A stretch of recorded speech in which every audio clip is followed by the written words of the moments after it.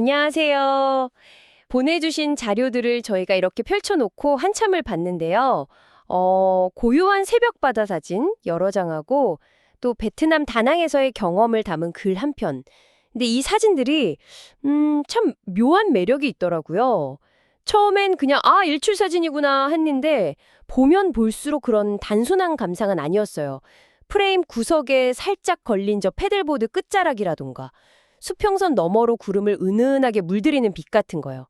이건 그냥 풍경이 아니라 뭐랄까 어떤 이야기의 한가운데 그 순간을 딱 포착한 느낌? 그래서 오늘 저희의 목표는 명확합니다. 이 사진들과 글을 함께 엮어서요. 이게 왜 그냥 멋진 일출 투어가 아니라 그토록 특별하고 깊은 기억으로 남았는지 그 핵심을 한번 파헤쳐 보려고 합니다. 맞아요. 이건 그냥 단순한 여행 후기가 아니죠. 보내주신 자료들을 보면 시간, 그리고 자연, 또 인간의 움직임이 정말 정교한 톱니바퀴처럼 맞물려 돌아가는 게 보여요. 자연을 가까이서 느낀다, 이 말이 사실 굉장히 추상적이잖아요. 네, 그쵸. 막연하게 들리죠. 그런데 이 자료들은 그게 구체적으로 어떤 의미인지를 보여주는 아주 훌륭한 사례입니다. 예를 들면 글에 나오는 그 수심 변화에 대한 세세한 묘사나 파도의 움직임을 읽어내는 부분, 그리고 무엇보다 해가 뜨기 직전이라는 그 특정 시간대에 집중하는 점, 이런 단서들을 하나씩 따라가다 보면 평범했던 여행이 어떻게 잊을 수 없는 탐험으로 변하는지 그 과정을 보게 될 겁니다. 좋습니다. 그럼 그 탐험의 첫 번째 단서부터 한번 따라가 보죠. 사진들을 보면 한결같이 바다가 정말 호수처럼 잔잔해요. 이게 그냥 그날따라 운이 좋았던 걸까요? 아니면 이 시간, 이른 새벽에 나가야만 했던 특별한 이유가 있었던 걸까요? 글을 보면 분명히 오전 6시 전후라는 시간을 딱 집어서 얘기하거든요. 바로 그게 핵심이죠. 이건 운이 아니라 아주 치밀하게 계획된, 의도된 선택이었어요. 보내주신 글에 결정적인 문장이 나옵니다. 이 패들보드 투어는 바람이 약하고 파도가 잠잠한 시간대에만 가능하다고 명시되어 있거든요. 아, 다시 말해서 다른 시간대에는 이런 잔잔한 바다를 만날 수 없다는 뜻이기도 하죠. 그렇군요. 사진 속 거울 같은 수면이 바로 그 증거고요. 아, 그렇군요. 그러니까 아름다운 일출 풍경은 어쩌면 부수적인 거고 가장 중요한 건 안전하게 패들보드를 탈 수 있는 유일한 시간을 골라서 들어간 거네요. 네, 맞습니다. 그래, 평소에는 파도가 세서 쉽게 접근하기 어려운 곳이라는 구절도 있었는데 이제야 그 의미가 확 와닿습니다. 맞습니다. 그래서 저는 이 새벽이라는 시간이 단순히 안전과 접근성, 이런 실용적인 이유를 넘어서 일종의 태도를 보여준다고 생각해요. 태도요?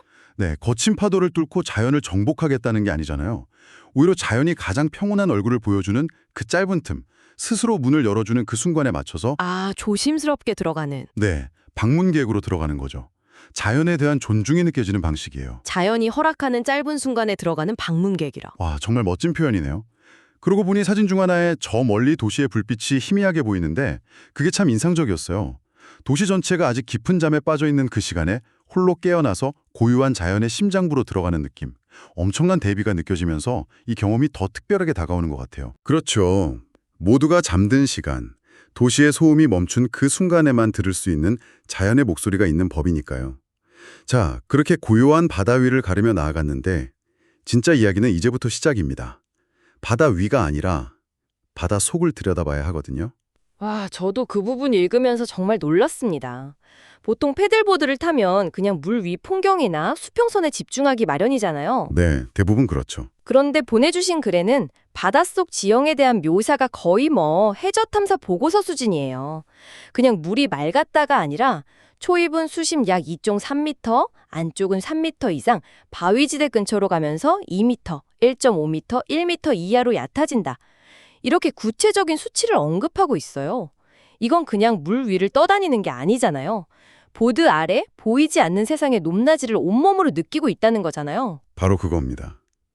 여기서부터 이 경험은 단순한 레저 활동을 넘어서게 돼요. 바다를 읽는 법을 배우는 과정이 되는 거죠. 바다를 읽는다. 네. 글에 나오는 너울이 살짝 치는 구간은 수심이 얕다는 신호라는 문장. 이게 바로 그 증거입니다. 이건 책에서 배운 지식이 아니에요.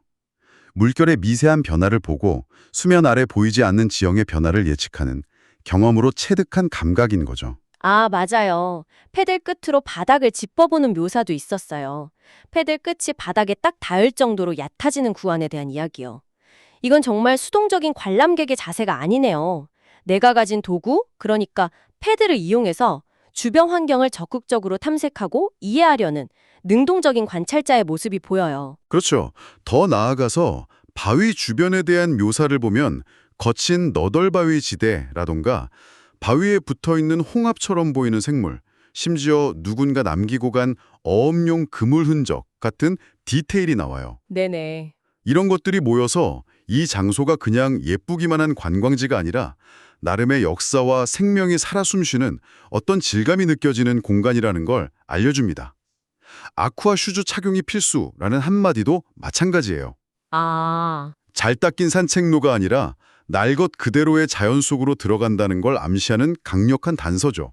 이렇게 바다의 속살을 읽으며 나아간 끝에 드디어 최종 목적지에 도착하는군요. 사진 속에 보이는 저 거칠고 날카로운 바위섬, 혼섬 말이죠. 네, 혼섬. 글을 보니 혼이 베트남어로 작은 바위섬이라는 뜻이라던데 이름처럼 작아 보이기는 하지만 분위기는 사뭇 달라요. 오랜 세월 파도에 깎여서 그런지 굉장히 단단하고 강인해 보입니다. 맞아요. 그리고 바로 그 지점에서 이 경업의 분위기가 두 번째로 크게 전환됩니다. 지금까지 고요하고 잔잔한 바다 위를 평화롭게 유영해 왔다면 이 혼섬 주변에서는 바다가 완전히 다른 얼굴을 보여주기 시작하죠. 아, 그래 그런 내용이 있었죠. 섬 주변이 파도가 삼각 형태로 밀려오며 바다의 에너지가 그대로 느껴지는 공간이라고요. 잔잔한 바다를 건너왔다고 해서 목적지까지 평화로울 거라고 생각하면 안 되는 거였네요. 그렇죠. 여기서부터는 고요함을 즐기는 게 아니라 바위 주변에 웅축된 바다의 힘을 온전히 느끼고 그에 맞춰 움직여야 하는 약간의 긴장감이 필요한 순간이 온 겁니다. 아하. 자료에 나오는 패들보드를 살짝 회전시키며 조심스럽게 움직여야 한다는 구절이 이 상황을 아주 잘 보여줘요. 힘으로 파도에 맞서는 게 아니죠. 파도의 리듬을 읽고 그 힘에 순응하면서도 내가 원하는 방향으로 나아가는, 마치 자연과 묘한 밀고 당기기를 하는 춤처럼요. 자연과의 춤이라. 그러고 보니 사진 중에 베트남의 전통적인 둥근 바구니 배, 퉁이라고 불리는 배가 찍힌 게 있어요. 네, 있었죠. 처음엔 그냥 이국적인 풍경 요소라고만 생각했는데 방금 하신 말씀을 듣고 보니 다르게 보이네요. 저렇게 작고 동그란 배로 파도를 헤쳐나간다는 건 정말 오랜 시간 동안 이 지역 사람들이 바다의 리듬을 몸으로 이해하고 그에 맞춰 살아왔다는 증거 같기도 하고요. 정확합니다. 그 퉁이라는 배주 자체가 바로 자연에 순응하며 살아가는 지혜의 산물인 셈이죠. 거대한 동력선으로 파도를 부수는 게 아니라 작은 배로 파도의 흐름을 타는 법을 터득한 거니까요. 이 패들보드 경험도 그와 맞닿아 있는 겁니다. 최첨단 장비가 아니라 인간의 몸과 작은 보드 하나로 자연의 힘과 직접 교감하는 거니까요. 자, 그리고 이 긴장감 넘치는 춤의 순간이 지나고 마침내 이 투어의 가장 빛나는 순간이 찾아옵니다. 네, 드디어 하이라이트네요. 그런데 여기서 당신의 글은 보통의 여행기와는 완전히 다른 거의 역설에 가까운 주장을 합니다. 그렇죠. 이곳은 태양에 완전히 떠오른 뒤보다 떠오르기 직전이 가장 아름다운 장소다. 이 문장을 읽고 잠시 멈칫했어요. 보통 일출 명소라고 하면 수평선 위로 이글거리며 떠오르는 태양, 그 자체를 최고의 순간으로 꼽잖아요. 네, 보통은 그렇죠. 근데 왜 여기서는 그 직전이 가장 아름답다고 했을까요? 그 질문에 대한 답은 놀랍게도 보내주신 사진들 속에 전부 들어있습니다. 사진 속에, 네, 사진들을 다시 한번 자세히 들여다보시죠. 우리가 흔히 생각하는 일출 사진, 그러니까 동그랗고 붉은 해가 수평선 위에 딱 떠 있는 사진이 단 한 장도 없어요. 그러고 보니 정말 그러네요. 해가 구름 뒤에 있거나 아직 떠오르기 전의 모습만 담겨 있어요. 와, 이걸 왜 이제야 알아챘을까요? 그렇죠.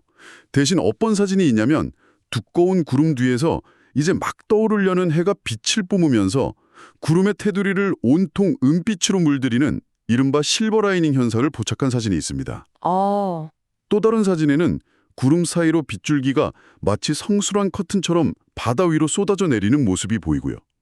바로 이게 직전의 아름다움입니다.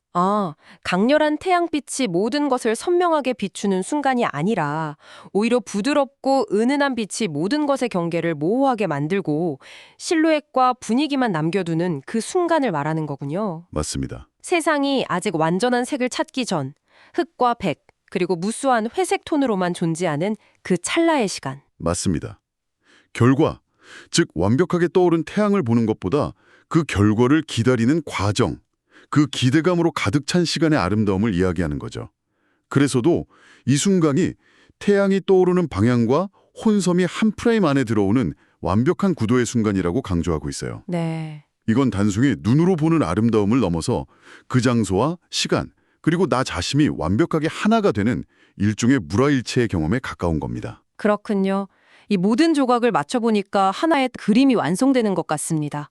평범한 여행사진 몇 장과 짧은 글로 시작했지만 그 안에는 시간과 공간, 자연을 느끼는 아주 섬세하고 다층적인 경험의 기록이 담겨 있었네요. 네, 핵심은 패들보드라는 스포츠 그 자체가 아니었어요.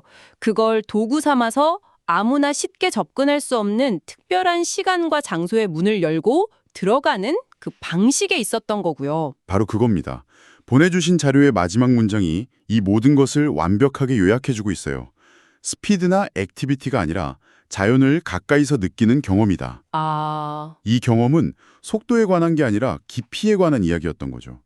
발밑의 수심 변화를 감각하고 바위섬에 부딪히는 파도의 에너지를 존중하고 동트기 직전에 미묘한 빛의 변화를 온전히 내 것으로 만드는 모든 과정, 이게 바로 그 경험의 본질이었던 겁니다. 잠깐만요. 이 사진 좀 보세요.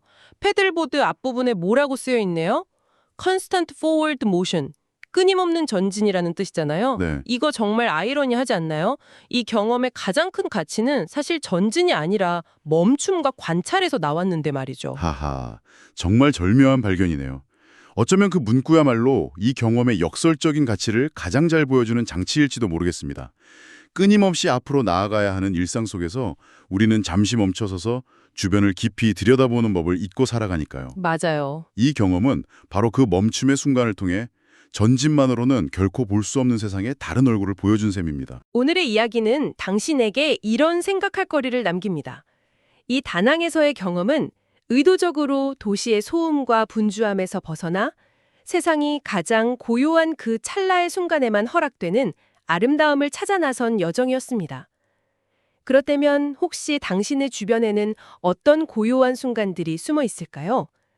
만약 시간을 조금만 비틀어 본다면 매일 무심코 지나치는 익숙한 동네나 도시의 또 다른 얼굴을 발견할 수 있지 않을까요? 모두가 잠든 새벽 5시, 당신의 창밖은 과연 어떤 이야기를 들려주고 있을까요?